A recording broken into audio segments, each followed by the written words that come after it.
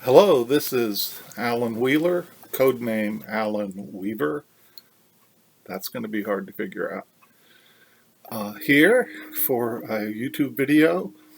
Um, the topic, let's see, in the title I think I'll put Tarot of Vampires. Um, addresses intuition or something like that. So um, I'm starting here at my altar space, and I have the plant and crystals for earth, fresh water put out, candles burning for fire, and incense going for air. And I'm going to go ahead and move you guys right over here. Here we go. There are Tibetan singing bowls playing in the background. If it becomes distracting, I hope I'll cut that off. So, by way of introduction, I've been eagerly awaiting Natalia Ouroboros. The channel, YouTube channel, is Ouroboros, who's been dealing with psychology and tarot cards, subjective readings versus objective, and lots of interesting insights. And I've been eagerly awaiting. But she says she's still thinking about what is intuition. So I don't have the answer, but I thought it would be fun since I'm curious. I always think the best questions make the best readings. So since it's something I'm curious about right now, I thought I would ask Tarot of the Vampires, my favorite deck that's on my Council of Seven, which also came from a video response to Natalia from the Ouroboros channel. And here is my box set with the Empress on the cover, Tarot of the Vampires. So we will consult the Empress today through these cards. How can I talk like that? Personify the deck. Let me give the background. The introduction may be more lengthy than the reading, so if that's all you want, click ahead or hit fast play. Click on the icon and click fast play there. But I alluded to a almost instantaneous path-working experience when I first took this box out of the package from Amazon. And I want to give a little more detail. I had three synchronicities of three. And within those, there were some sets of three as well, which is the number of the Empress card in the deck, of course. So it may have been the same exact day, for sure the same week. I had seen the dermatologist and had three moles cut. I'm sorry if that's too much information, but one on my side and two on my neck. And the result, the finished product, looked like I had been bitten by a vampire, ironically, or synchronicity enough. And so I had three cuts. Also, that same day, my wife Kristen came back from the thrift shop, and she had purchased some very beautiful things. But it was three sets of three. She had three green coffee mugs, reminding me even of the color of the Empress card and the box. She had three stacking bowls and three glass serving dishes, all in this design. Okay. Uh, Also, I had three experiences, I guess, almost like channeling, but they were in meditation and almost like stages or steps in building a fellowship or relationship with this deck and with the Empress. Uh, so the three cuts, the three purchases, and the three experiences. Okay, so that's the background. Um, I also want to share. As I prepared today, I shuffled up the cards, thought about the question I would be asking, and took a walk um, where I walk around the house. I'm up to 9 times now around the house, and as I was walking, um, I thought I would uh, practice some energy work I'd heard about on the YouTube channel of Abby Normal, who seems to be a very talented um, energy worker, medium of some kind. She seems to uh, be happy to channel any kind of energy, fictional characters, deity, aliens. Um, so much food for thought there, but very, uh, to me, powerful energy and insight, regardless of the how it's pictured. And of course, everyone will be the judge of those things for themselves. But I thought I'd practice this, what I'd heard her talk about. And so as I walked, I just relaxed and tried to meditate as I walked. And it was not the shamanic trance experience that I'm well used to, but yet some pictures started coming to mind. And I'll tell you the story that I saw as I walked through around the trees and the fallen leaves and shrubbery and things around our house. Very earthy setting out here and outside of the small town where we live. So I pictured Aphrodite, and I think I failed to mention that I recently had some. I just did a video, in fact, I think, on and mentioned Aphrodite in that. But I felt her energy through some um, meditation and some YouTube videos and things. And I'd actually put some pictures up on my altar at work. And here's one on my altar at home. There she is. Looks like she's standing maybe in the ocean there. And so as I was walking, I pictured Aphrodite full height, standing with her feet in the ocean. And in my imagination, I kind of checked myself because she looked very beautiful, but her legs seemed to be showing a little bit through the way the garment was cut, and very seductive. But then she seemed to beckon me to walk with her, and I saw there was a cave. And I should mention what I was practicing was, as the pictures came, vocalizing them the way Abby Normal suggested. So I was actually trying to verbalize. And so all this was new, but it was a practice she suggested. And so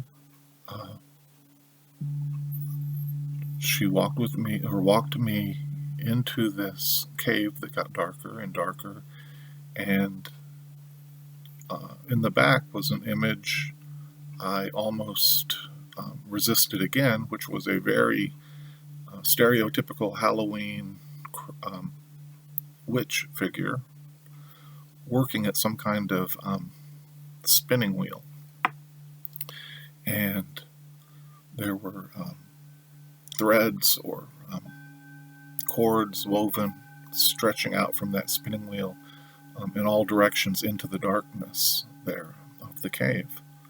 Oh, and there were two torches burning, so I knew this must be a picture of Hecate or Hecate. And I thought I saw torchlight or lights or star glimmers of lights further down at the ends of the strands that I saw going into the darkness.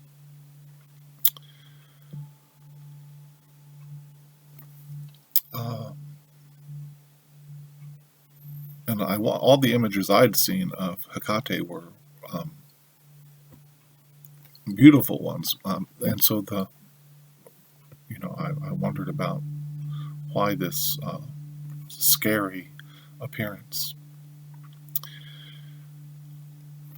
kind of facing the fears of this in the darkness. And Hecate stood up, and her figure and Aphrodite's figure became like mirrors in my mind's eye, reflecting each the other. And I sensed that Hecate had become very beautiful, and Aphrodite was partaking of the magic and connection and the night that was represented by Hecate, and both were engulfed in the divine feminine. So registering this, to make a long story short, Aphrodite walked me outside of the cave where the sun began to look like the image of the sun from Terror to Vampyres. So I'm going to take the deck out because earlier, before I shuffled the deck, this card was on the bottom. And there's the burning sun with a skull in it, but you can see the Empress has become blonde and light, and the Emperor has become dark here and earthy. And in their embrace, they've exchanged qualities. And then after I shuffled and cut the deck, I shuffled 7 times, and then riffle shuffled, and then cut the deck. And when I put them away, the card was back on the bottom again. So I thought I'd share that. But so that card came to mind as we came back out into the sunlight, and Aphrodite seemed to partake of the fire of the sun as the sun partook of her qualities, her watery qualities. So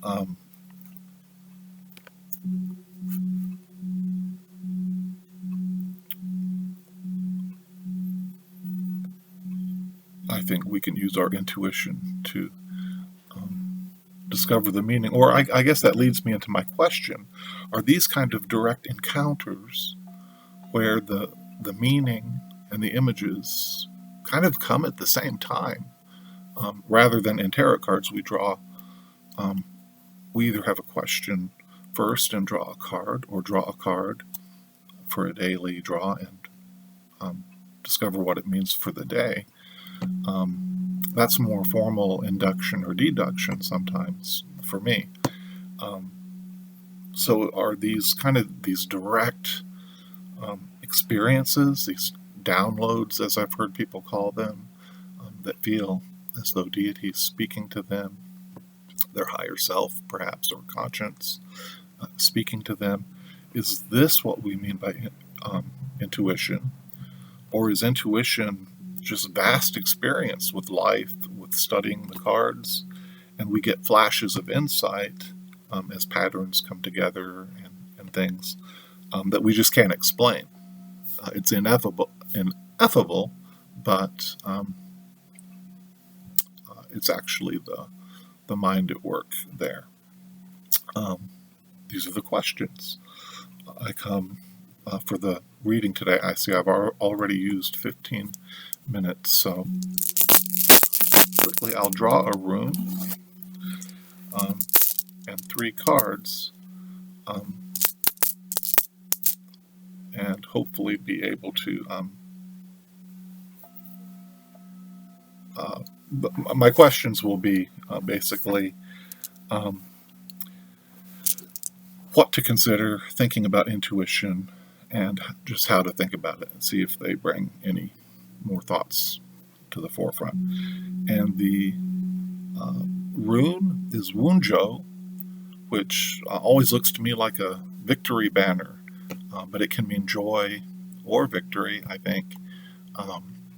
And perhaps we'll look at the cards and see, but perhaps it represents that flash of insight, that aha moment when everything comes together, that victory, that the joy that intuition brings. And I must say, when I feel like I've heard from the divine or see a synchronicity, that feeling to me is better than actually seeing it come true sometimes. I love it. So there is a joy for me in the intuitive process that sometimes seems almost seer-like and mystical. So, but I'll leave that here as context, perhaps.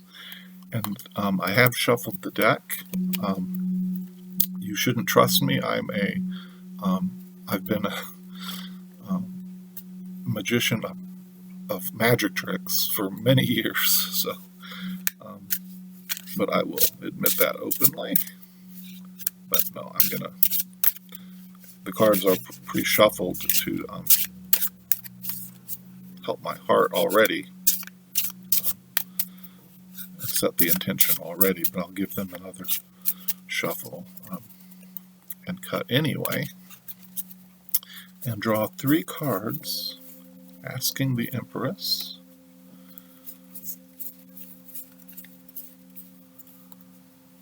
to guide the picking, to guide the thinking.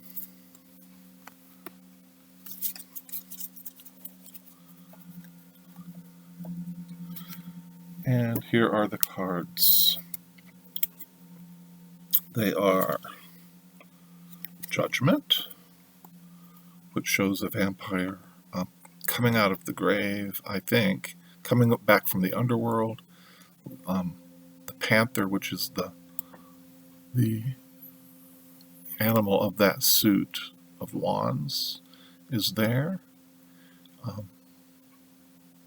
He's holding, it's a very dark card, literally. He's holding a knife that's dripping with blood. So, and there's the moon, it looks like. Could be Jupiter or something else, I suppose, behind him. But the landscape seems to be on fire, very apocalyptic look here. And he has a cross around his neck. The next card is the World, and there all the this is both cards are very interesting for the question, and there are major arcana as well. And the World, and here it's the woman, and the serpent is enwrapping her, and we see roots of earth, and we see the crow of air. We see all the animals, all the elemental animals from this deck are here. We see the sun and the moon. So we see that synthesis that we expect in the world card, everything coming together, and she really does look in exaltation, and if not ecstasy there. So that's the world.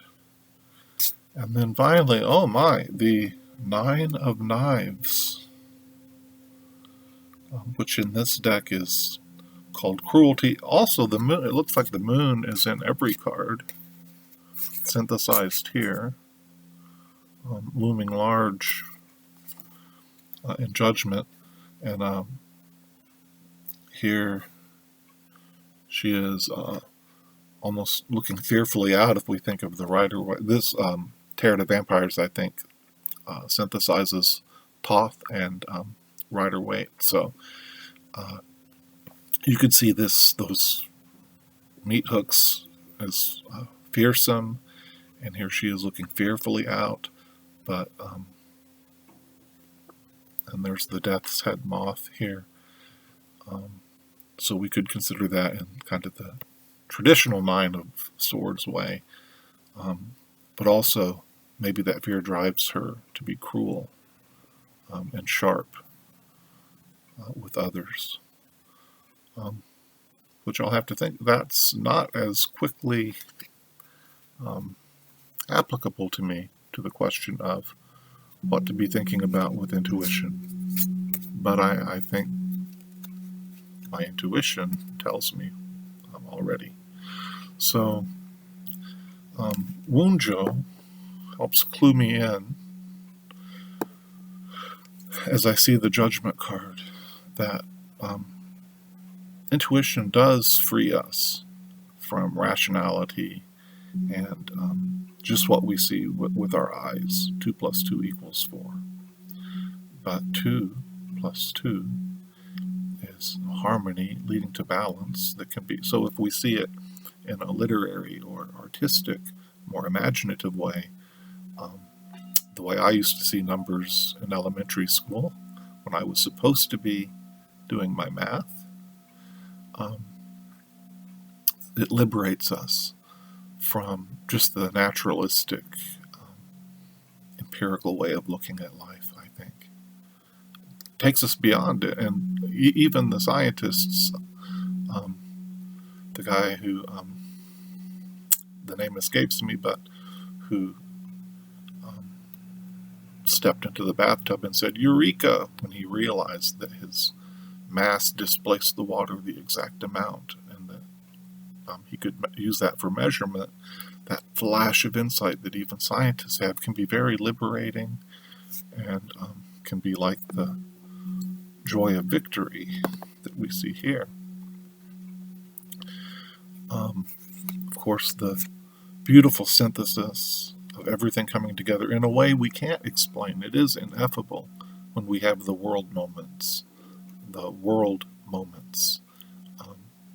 And so these archetypal cards, in a way, describe intuition, our experience with it. If not, perhaps we could think more and get a more clinical answer there. But interesting that fear and cruelty would come up. And this may be just addressing something on my heart recently as I've been watching these videos about channeling and receiving downloads. And I was fine when it was deity, or even angels, though I don't feel much, I don't resonate with the angel aspect. It doesn't, neither, it's not that I don't believe, but it's not what speaks to me right now, I guess. But when they started talking about aliens, I did have fear. That wait, this is getting to be crazy talk. But why? Why? Just because I don't. It's like that dark cave. in the story that I saw walking, that I don't know about it, I don't understand it, so I fear that it looks like the Halloween witch to me. But to those that experience wisdom or whatever's experienced through that, love, or again, I don't know, but down perhaps in that darkness there are those torches of light in the interconnected collective consciousness or culture, however you want to look at that. So I felt fear, but yet when I hear people say that they channel fictional characters or archetypes or deities or other things, it doesn't bother me at all. And that's not logical. So, what is blocking intuition sometimes?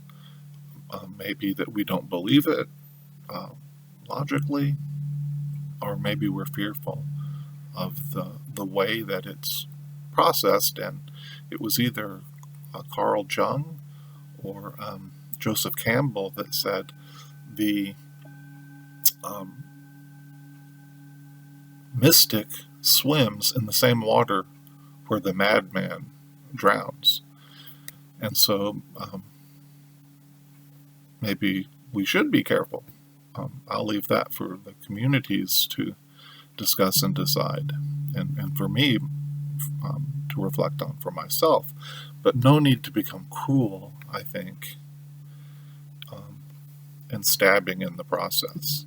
So that's a warning to me. Well, I've almost taken 30 minutes here. Let me just think if there's anything else I wanted to add. I've probably said enough, so I will just close with asking for comments and thanking you for watching. And I hope you do feel connection and resonance and intuition, and have many, many blessings. So take care. Thanks again for watching.